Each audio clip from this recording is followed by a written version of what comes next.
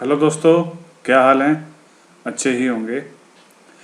दोस्तों, आज हम सीखेंगे अपनी ट्रिपल सी ऑनलाइन क्लास में लाइनेक्स ऑपरेटिंग सिस्टम के बारे में।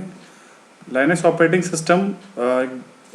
सिस्टम है जिसके क्वेश्चंस ट्रिपल सी के एग्ज़ाम पेपर में आ जाते हैं। नॉर्मली हम लोग जो यूज़ करते हैं वो विंडो ऑपरेटिंग सिस्टम है, लेकिन हमारे पास चूँकि हमें एग्ज़ाम पास करना है और अच्छे मार्क्स लाने हैं तो आपको लाइनेक्स के भी ऑपरेटिंग सिस्टम के बारे में भी पता होना चाहिए। तो आज अपनी क्लास में पढ़ेंगे लाइनेक्स ऑपरेटिंग सिस्टम के बारे में, लेकिन उससे पहले आप मेरे चैनल को सब्सक्राइब करना ना भूलें और बेल आइकन को प्रेस करना ना भूलें।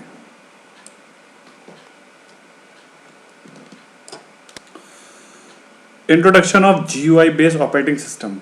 बेसिकली पहले हम बताते हैं कि ऑपरेटिंग सिस्टम है क्या। ऑपरेटिंग सिस्टम यूज़र और हार्डवेयर के बीच का एक इंटरफेस करता है। हमारे और कंप्यूटर के बीच में जो पार्ट है दैट्स द ऑपरेटिंग सिस्टम। जो भी हमें काम करना है हम ऑपरेटिंग सिस्टम को बोलेंगे, ऑपरेटिंग सिस्टम उसको बताएगा कंप्यूटर को, और कंप्यूटर उसके बाद जो रिप्लाई देगा उसकी लैंग्वेज में देगा और हमें बताएगा। तो जो हमें कंप्यूटर से इंफॉर्मेशन लेनी है उसको देने या लेने का काम ऑपरेटिंग सिस्टम ही करता है। ऑपरेटिंग सिस्टम एक सॉफ्टवेयर या प्रोग्राम है जो कंप्यूटर के आंतरिक गतिविधियों को कंट्रोल करता है और यूज़र इंटरफेस प्रदान करता है। यह computer resources, memory, CPU, disk, printer, database तथा अन्य सॉफ्टवेयर का प्रबंधन करता है। यही पहला प्रोग्राम है जो कंप्यूटर के स्विच होने के बाद रोम से कंप्यूटर की मुख्य मेमोरी में लोड होता है।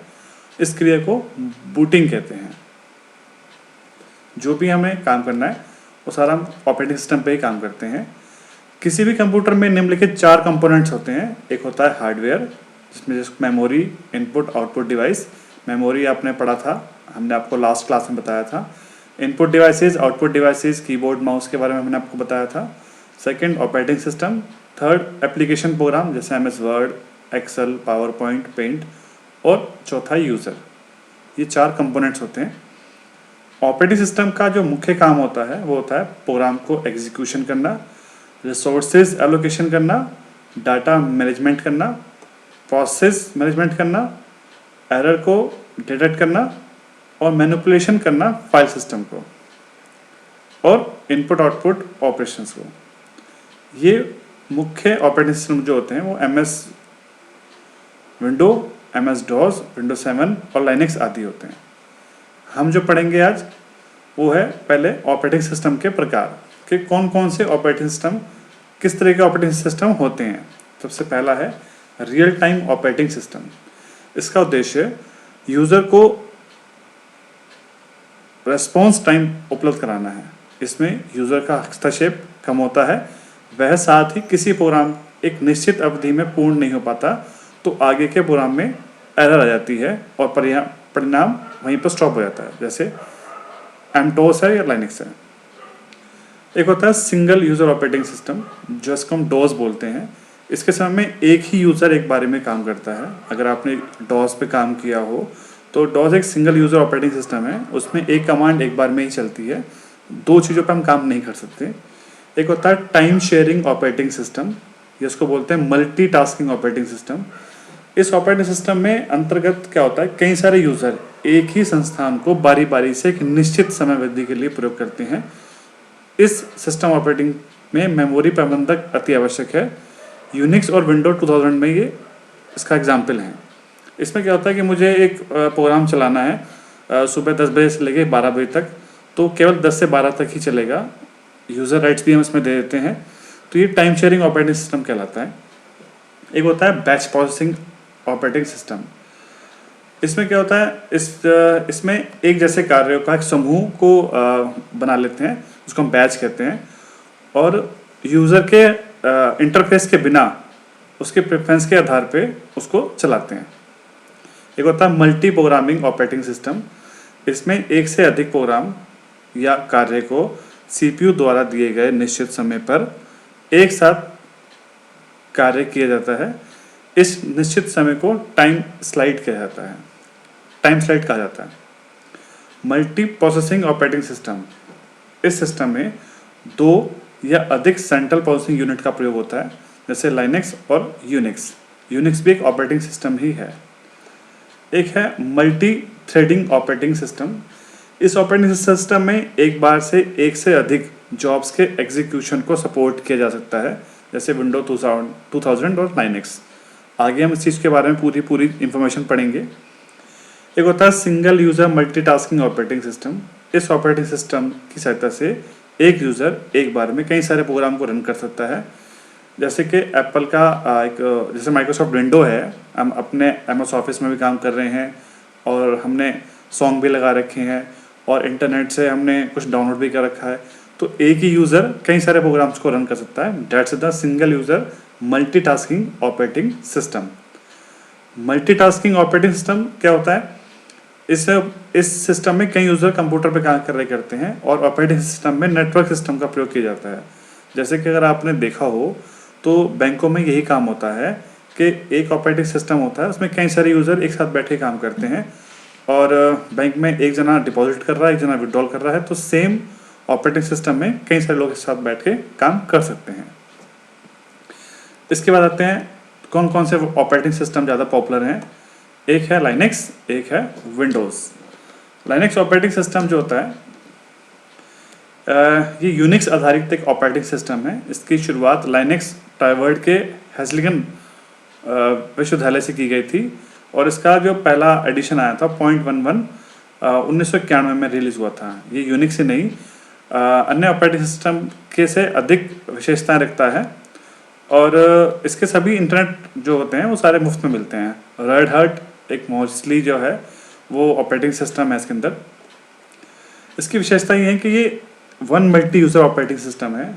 एप्लीकेशन क्रैश से पूरी तरह से सुरक्षित कर्नेल का एक प्रमुख भाग है, जिस कारण एप्लीकेशन क्रैश होने के बाद भी लाइनेक्स को दोबारा चालू नहीं करना पड़ता। इसके अंदर वायरस नहीं घुस सकता। ये डॉस बेस्ड प्रोग्राम है।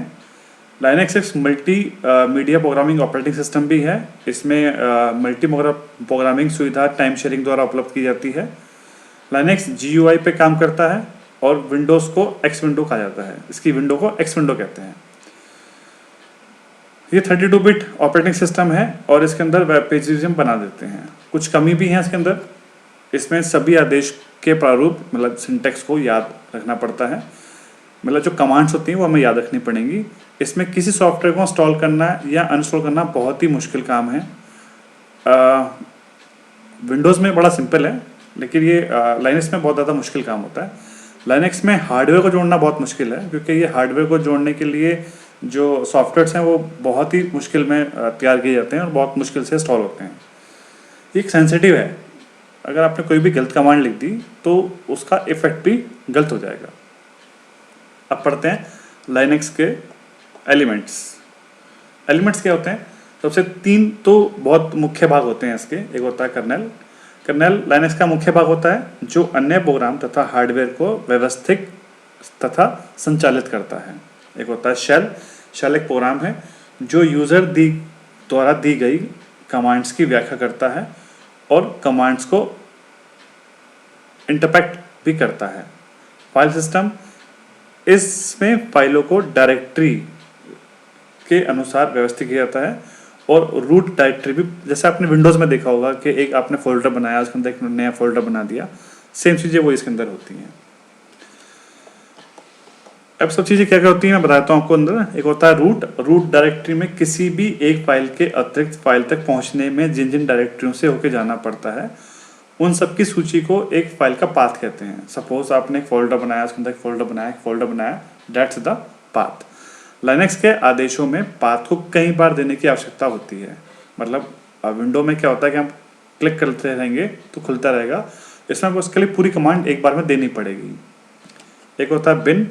इस रूट डायरेक्टरी में लाइनेक्स द्वारा उपलब्ध या यूटिलिटी को स्टोर किया जाता है और सभी कमांड्स फाइल बाइनरी फॉर्मेट्स में होती हैं, इसलिए इनको बिन डायरेक्टरी में रखा जाता है। एक होता है लिब डायरेक्टरी। इसमें सभी छोटे छोटे प्रोग्राम होते हैं जिनकी आवश्यकता कंपाइलर को होती है। जिसके द्वारा कंपाइलर अपना कार्य करता है। एक होता है \etc डायरेक्टरी। इस सिस्टम में कॉन्फ़िगरेशन से संबंधित फाइलें जैसे पासवर्ड को हम रख लेते हैं। एक होता है होम डायरेक्टरी, इसमें सभी यूजर्स की प्रमुख डायरेक्टरी को रखते हैं। \dav, जो dav होती है डायरेक्टरी, इसमें सिस्टम के सभी उपकरणों से संबंधित फाइलों को रखा जाता है। ये दोबारा उपयोग में लाई जा सकते हैं। एक होता है यूजर डायरेक्टरी, ये उन फाइलों को रखा जाता है जिसकी आवश्यकता बूटिंग के दौरान नहीं होती। इसमें यूटिलिटी को भी ध्यान रखा जाता है। एक होता है बूट डायरेक्टरी, इस डायरेक्टरी में लाइनक्स का कर्नेल और बूट लोड कॉन्फ़िगरेशन फाइल होता है। अब आते हैं फाइल एक्सेस परमिशन में। जो एक्सेस की जो लाइनक्स की जो फाइलें होती हैं उनको 3 तरह के हम परमिशन ले लेते हैं उसमें। एक होता है R, एक W, एक X। R फॉर रीड, अगर आपको फाइल देखनी है, नकल करनी है या कंपाइलर करना है तो हम R लेंगे। W मतलब राइट, अगर हमें फाइल में कुछ लिखना है या चेंज करना है तो हम उसके लिए W लिखेंगे। और X उसको एग्जीक्यूट करने के लिए। ये इसके फाइल एक्सेस परमिशंस हैं। किसी ये फाइल में या डायरेक्टरी से जुड़ी हुई फाइलों का उपयोग या अनुमति में निम्नलिखित 6 मार्क होते हैं।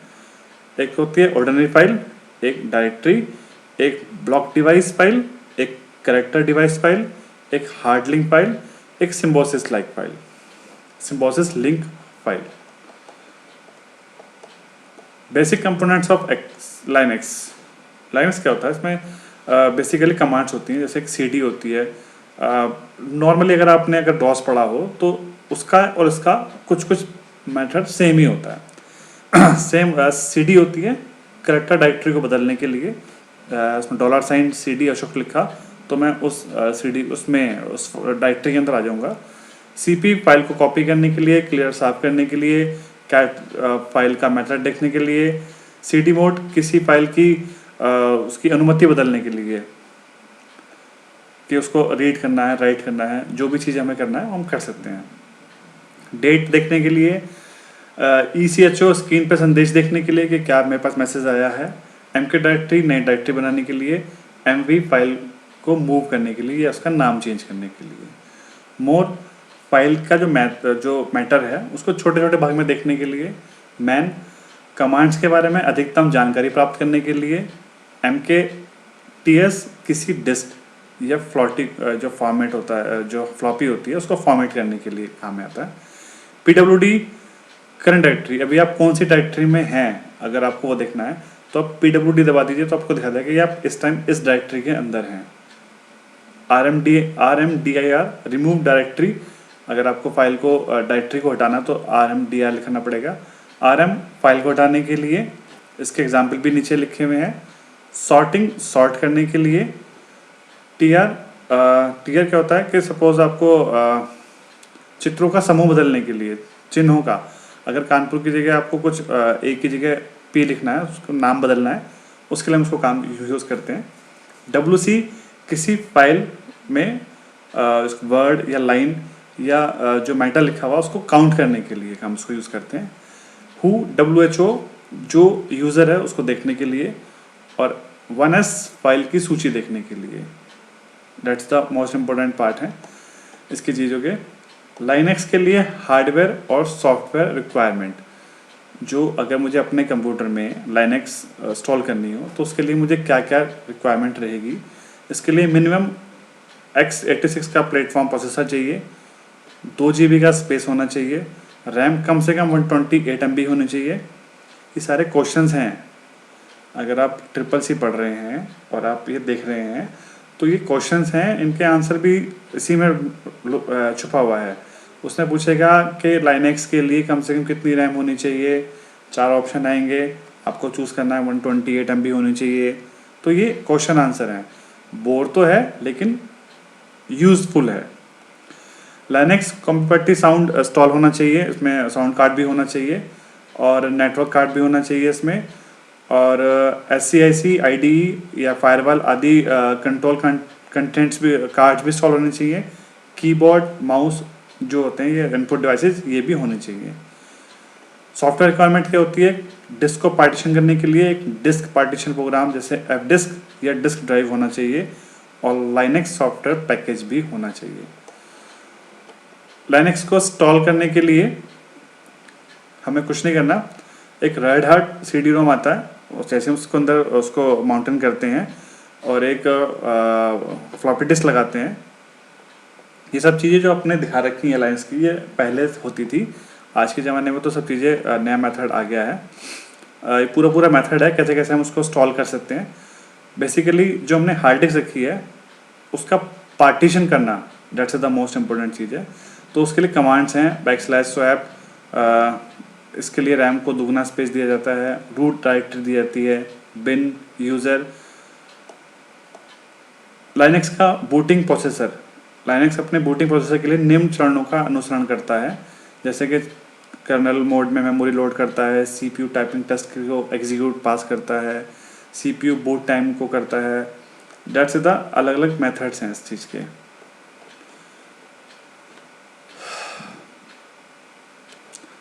कंप्यूटर यूज़र के माध्यम एक ब्रिज का काम करता है। बेसिकली जो यूज़र इंटरफेस होता है वो क्या होता है, हमारे और कंप्यूटर के बीच का एक इंटरफेस होता है जो हम दोनों की बात को आपस में चेंज करता है। मैंने सपोज़ कीजिए कोई भी एक क्वेश्चन कंप्यूटर से पूछा, तो मैंने पूछा 2 और 2 कितने होते हैं। तो अब कंप्यूटर को हमारी लैंग्वेज नहीं आती, तो बेसिकली हमने जिस चीज़ पे भी लिखा, चाहे कैलकुलेटर पे लिखा या एक्सेल पे लिखा, वो समझेगा ऑपरेटिंग सिस्टम पूछेगा कंप्यूटर से, कंप्यूटर उसको आंसर देगा उसकी लैंग्वेज में, तब हमें जो हमारा ऑपरेटिंग सिस्टम है हमें आंसर देगा कि उसका आंसर 4 है। ये सब इतना जल्दी होता है कि हमें नहीं पता चलता कि उसने क्वेश्चन कब पूछ लिया और कब हमारे पास आंसर आ गया। ठीक है।